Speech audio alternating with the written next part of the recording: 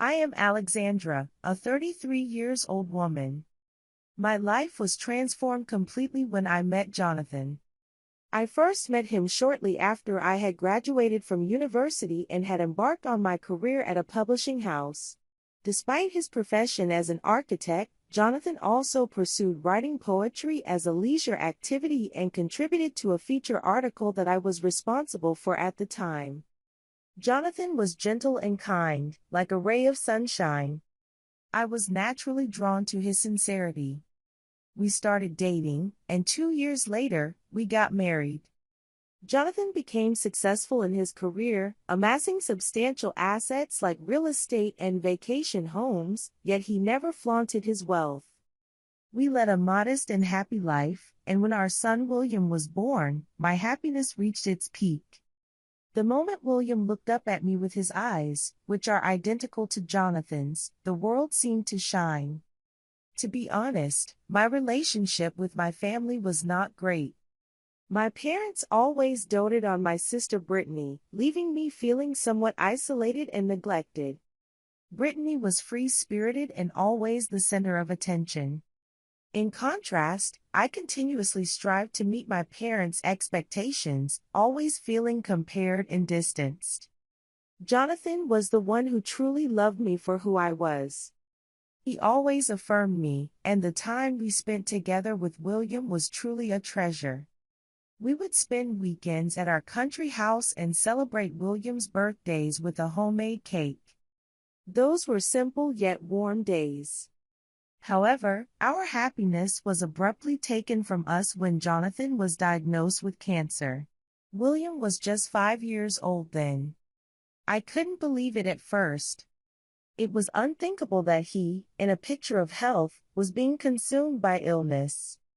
I nursed him desperately, clinging to a miracle, but the disease was relentless.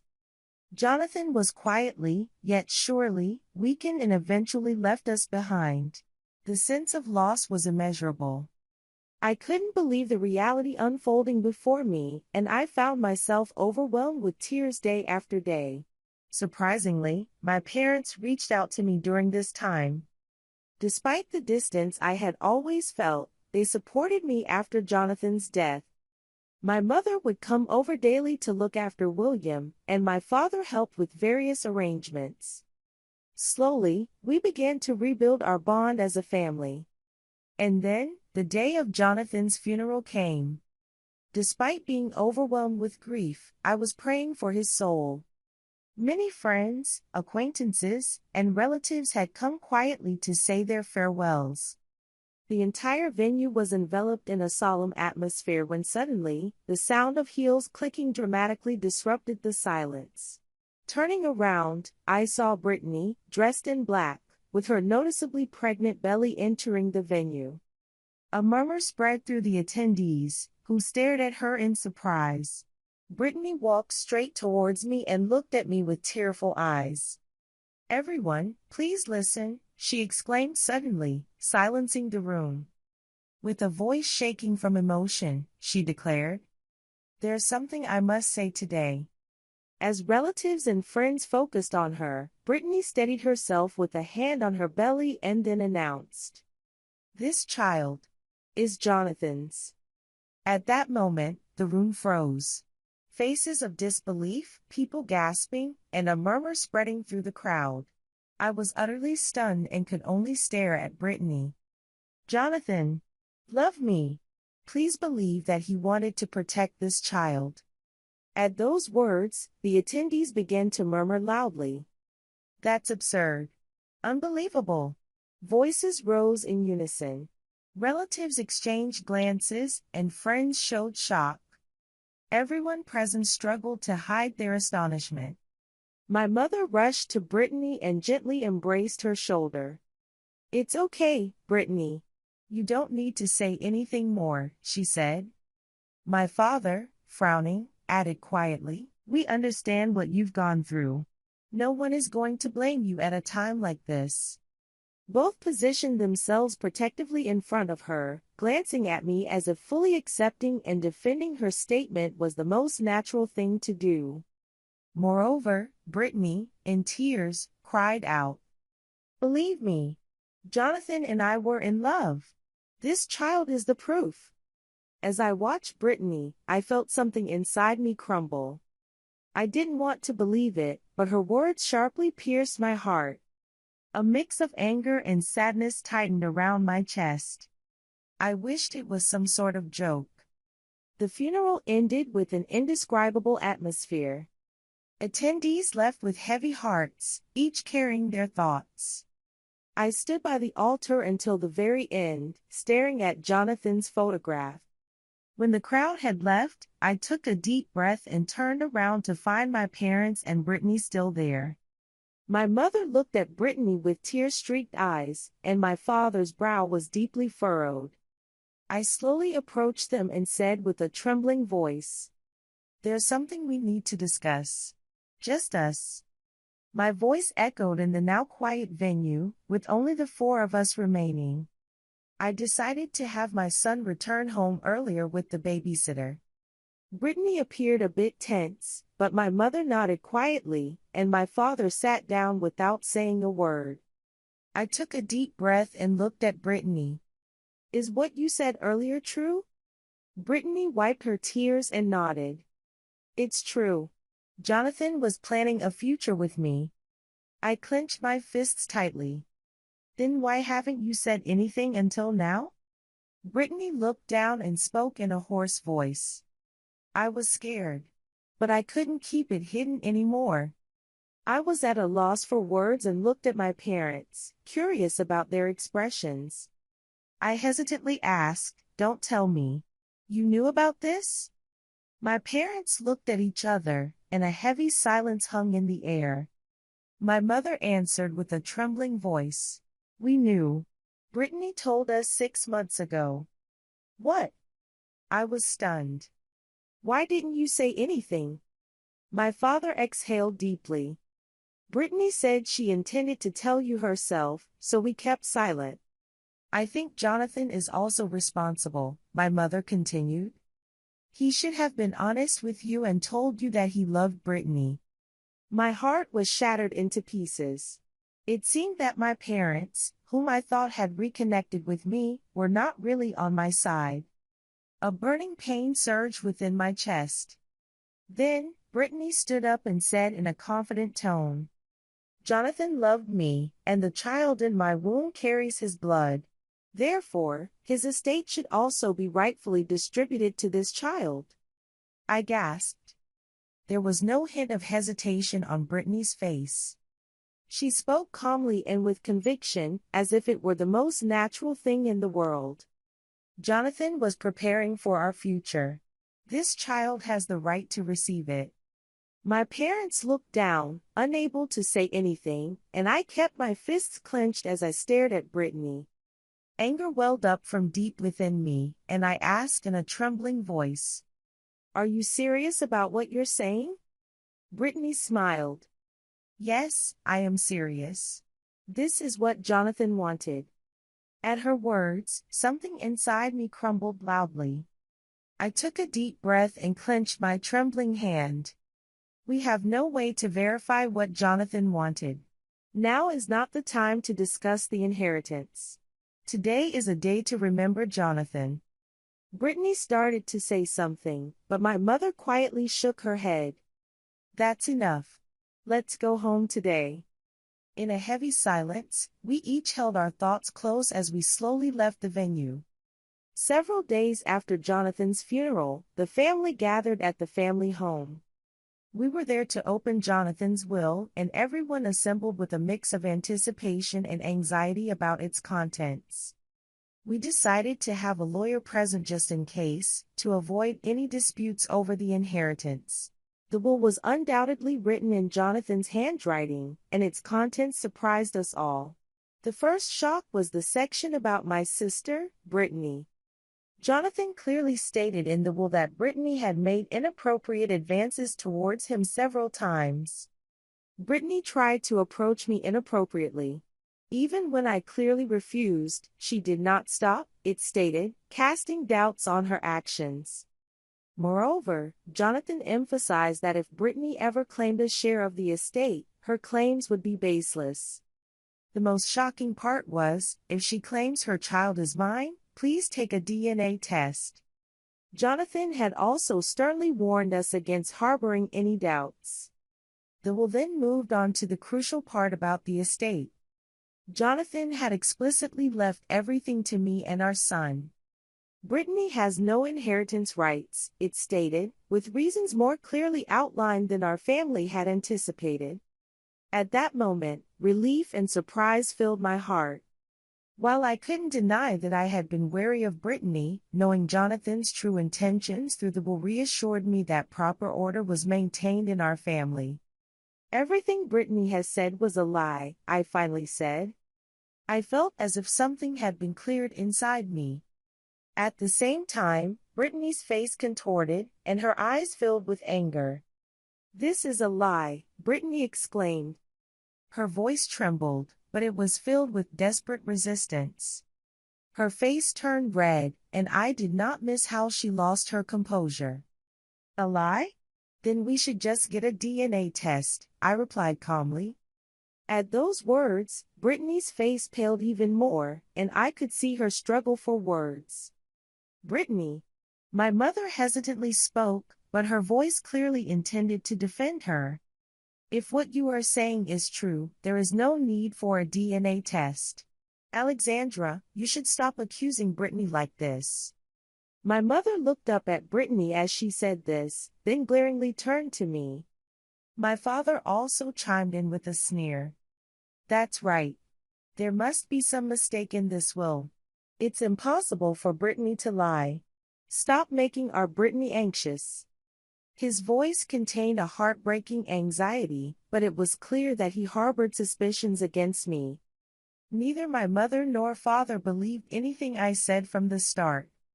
This realization painfully intensified, making the days we had spent together feel unjustly tainted. Without giving up, I kept my gaze fixed on the increasingly pale Brittany, silently searching for a breakthrough within her. The lawyer quietly observed the situation. Brittany turned away, and a silence ensued. Her eyes seemed to mix anger and despair. The lawyer, while quietly reviewing the documents, stated, "We will proceed according to the will. If Brittany wishes to object, she must take legal steps." Brittany did not react to the lawyer's words and continued to tremble with her head bowed. After a while, she muttered in a voice that seemed to squeeze through her teeth, "I understand. I will take the DNA test." Her voice was surprisingly calm, yet I sensed an uncontrollable turmoil swirling beneath it. A few days later, it was decided that the DNA test would be conducted by a specialist arranged by the lawyer. Brittany and I would meet again at the hospital. On the day of the test, Brittany calmly told me, "The results of this test will clarify everything. Be prepared." I did not respond to Brittany's defiance. As the days waiting for the DNA test results passed, I wrestled with conflicting emotions.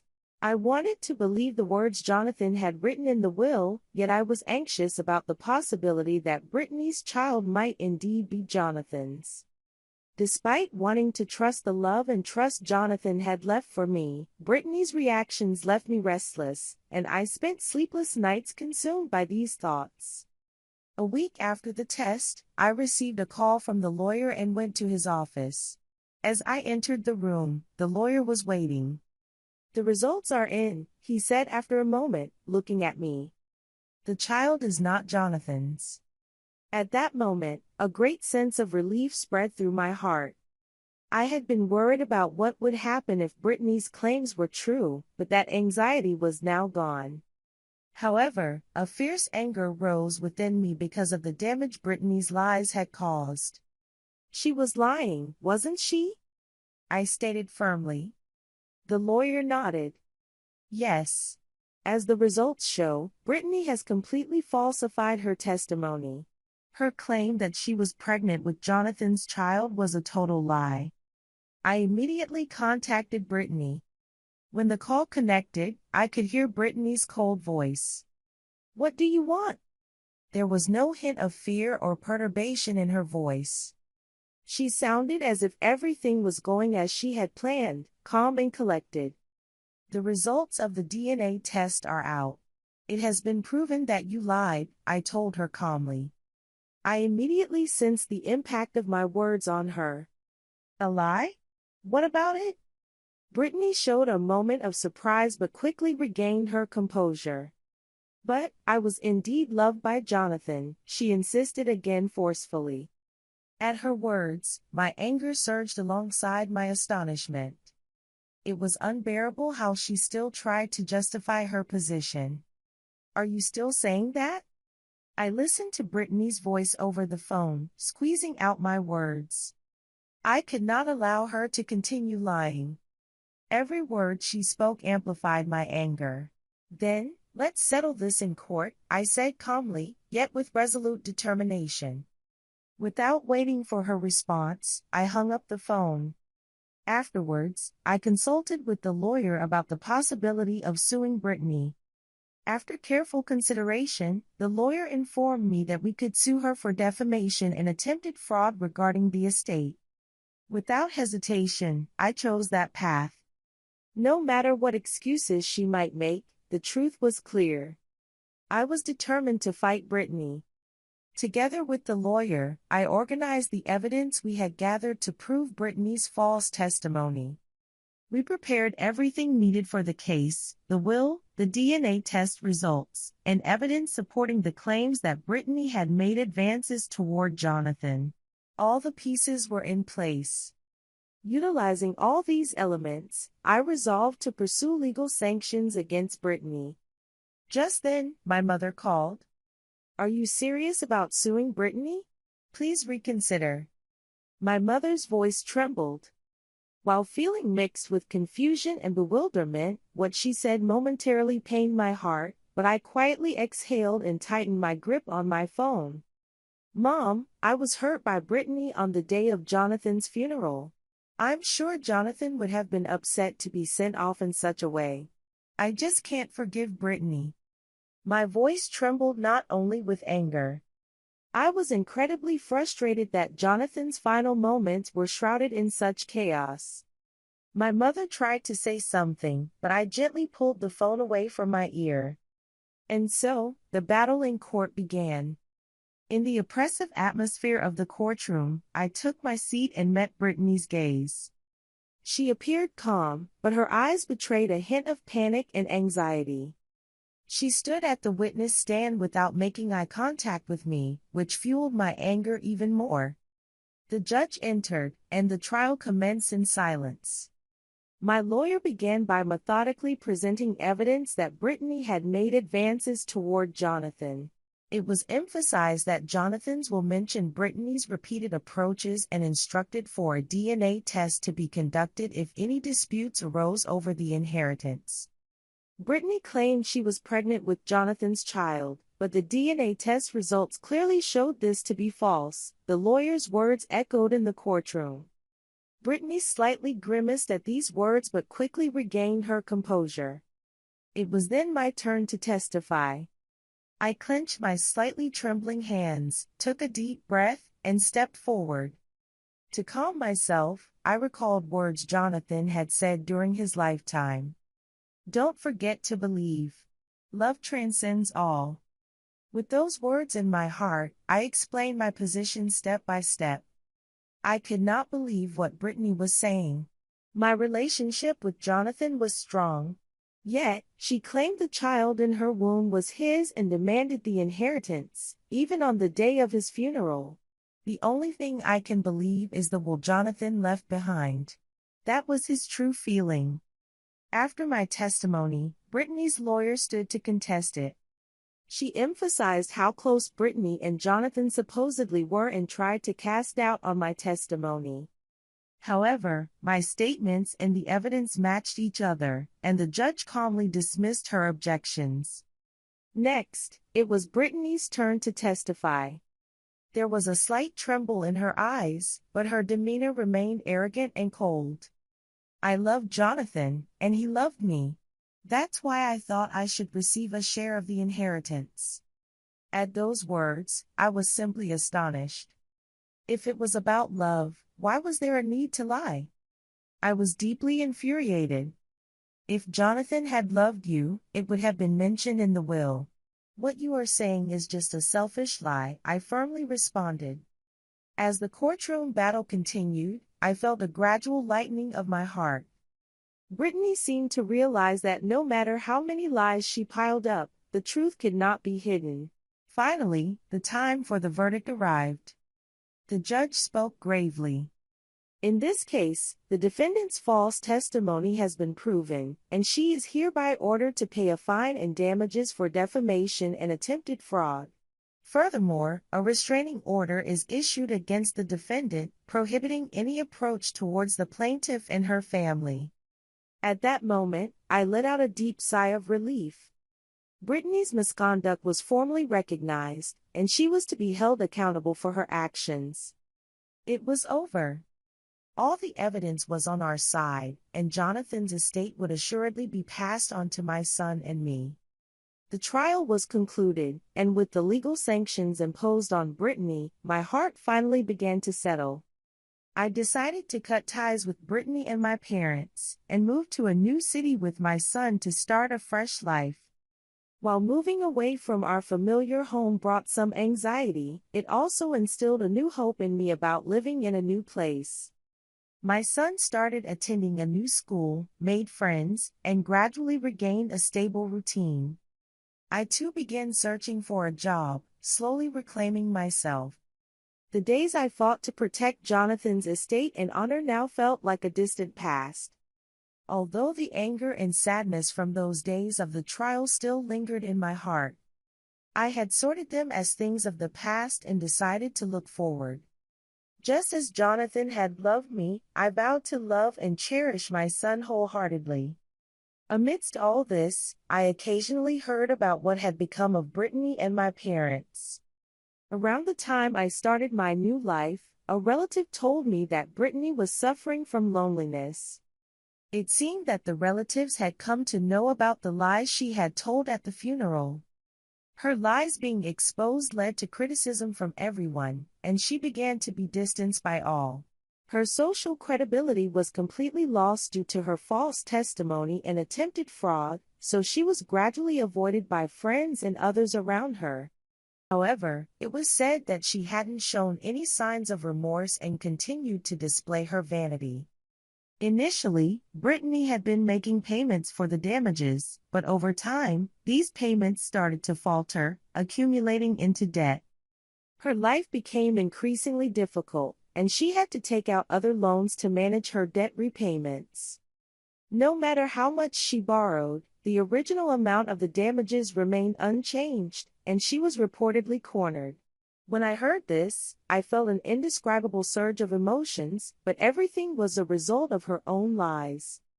Hearing that she was paying the price for her actions brought me a slight sense of relief. Moreover, my parents also continued to defend Brittany's actions, losing the trust of our relatives as a result.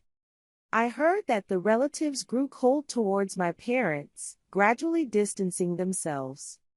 My parents were now isolated and financially struggling. To assist with Brittany's debts, my parents had incurred a significant amount of debt themselves, worsening their own financial situation. Eventually, trying to help Brittany meant they could no longer support their own lives. Hearing this, I was neither surprised nor shocked, rather, I thought it was expected. By continually defending Brittany, my parents ultimately got entangled in her issues. Despite my confronting Brittany's lies and actions, my parents sided with her and continued to defend her. Knowing what had become of Brittany and my parents, I felt that everything had finally been judged justly.